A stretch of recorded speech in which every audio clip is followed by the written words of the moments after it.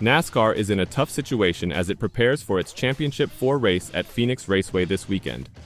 Charges of finish manipulation are flying after one Toyota team and two Chevrolet teams appear to have aided one other's playoff drivers in the Round 3 elimination race last weekend in Martinsville.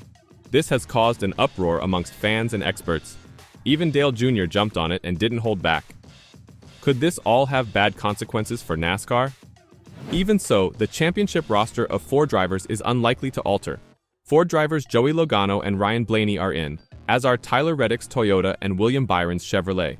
There is no indication that Logano and Blaney received any illicit assistance, just as there is none concerning Reddick.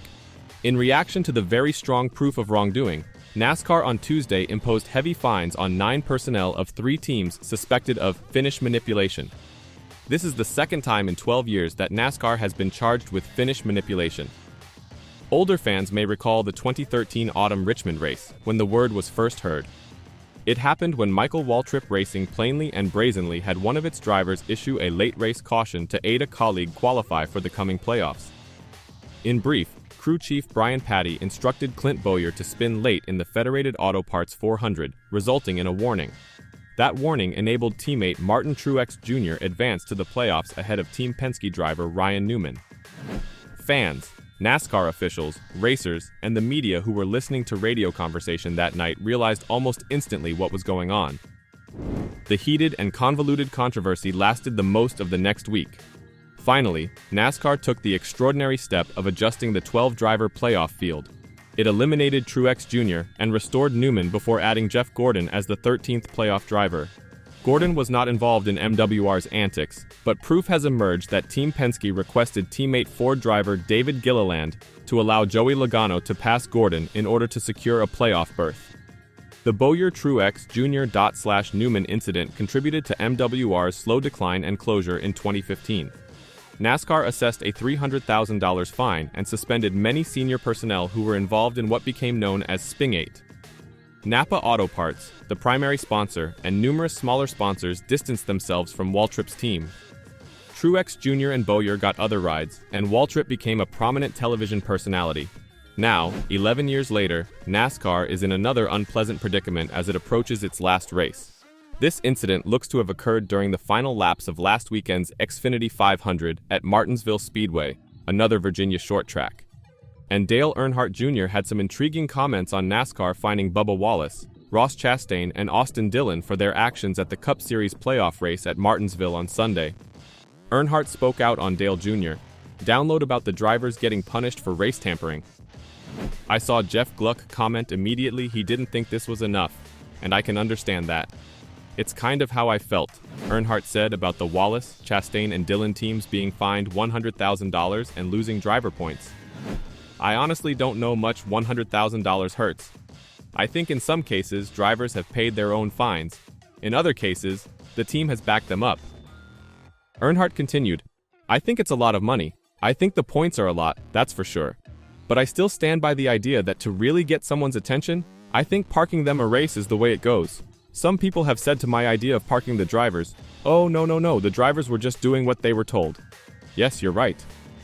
Is parking the drivers a little bit misguided? Absolutely. But what it does is it will be enough of a deterrent for someone to not do it again. It's not a death knell or a death sentence to a team. There's no one here with a great idea or way to penalize the manufacturer or deter them. People say, oh, go after the manufacturer's points. I don't know if that really matters, does it? We don't seem to care about these 50 points for the drivers. Do we know they care about that? Wallace, Dillon, and Chastain were not suspended, but each will be without their crew chief, spotter, and team executive for the NASCAR Cup Series championship race in Phoenix on Sunday.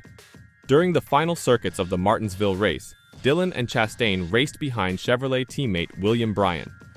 Byron was hoping for a great finish to secure a position in the championship race, thus Dillon and Chastain served as blocks. Wallace was seen slowing down, allowing Christopher Bell to pass him. Bell was also trying to seal a position in the Championship 4, which he achieved when he and Byron ended tied on points, with Bell winning the tiebreaker. However, Bell was punished for wall riding, which removed him from playoff contention and gave Byron the slot. Dale Earnhardt Jr. had a curious reaction to Elton Sawyer's warning to park drivers for future race tampering offenses. Earnhardt addressed on Dale Jr. Download why he disagreed with NASCAR's Senior Vice President of Competition's warning following the Martinsville incident. I hate that because it's kind of like your parent going, next time, it's your ass. Next time, you're getting the belt. Maybe now's the time to bring the belt, Earnhardt said. It's just like that parent where they're always threatening the next time. It's like, all right. Maybe they got a great reason why they didn't want to do it. Maybe they got a great reason why they didn't want to suspend the drivers. To a lot of fans' points that commented on our show yesterday, they weren't all in favor of that, but I just feel like that would be a way to go. Earnhardt went on to discuss Kevin Harvick's suspension for wrecking a driver at Martinsville. You knew he got that message, Earnhardt explained. I bet he was shocked when he was told the news. You aren't racing tomorrow. That's the thing, man.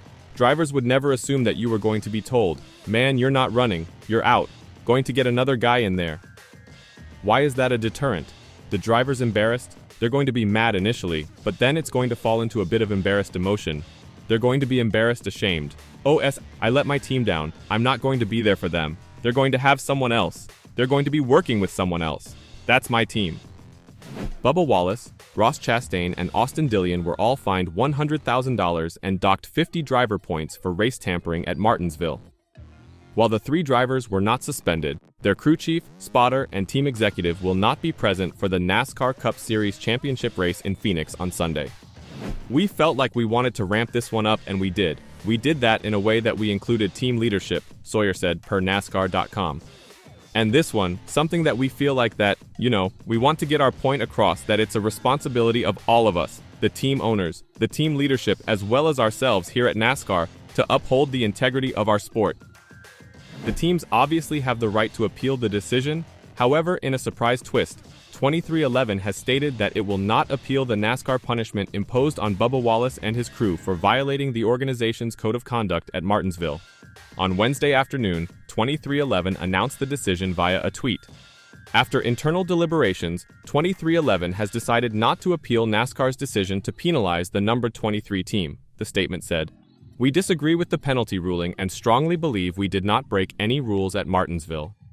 It is our conclusion that it is in our best interests, and those of our team members, partners, and fans, to fully devote our personnel and resources this week toward the championship and not an appeal. Wallace and 23XI were one of 3 NASCAR teams punished for breaking the code of conduct at the Martinsville race. Though no facts were offered regarding the nature of the breach, the evening's final race was called into question. Tensions were high in the penultimate lap as William Byron tried to remain ahead of Christopher Bell in points. Bell needed to make up distance in order to equalize the score and go to Championship 4. Bell had a very easy pass on Wallace in the closing stretch, causing Wallace to slow significantly. Both Toyota drivers appeared to be manipulating the race with their pass. Wallace, for his part, stated that he believed a tire was about to flatten, which was why he was slowing down. NASCAR, of course, punished all 3 teams after the event. Each driver had his crew chief, spotter, and 1 team official suspended. They were also fined $100,000 and docked 50 driving points. Richard Childress Racing and Trackhouse Racing both intended to pursue an appeal of the fines. However, 23XI has better things to do this week. Concentrate on winning the first title with Reddick. What's your thoughts on all that happened last weekend? Are you on board with the penalty, or do you think it was too harsh?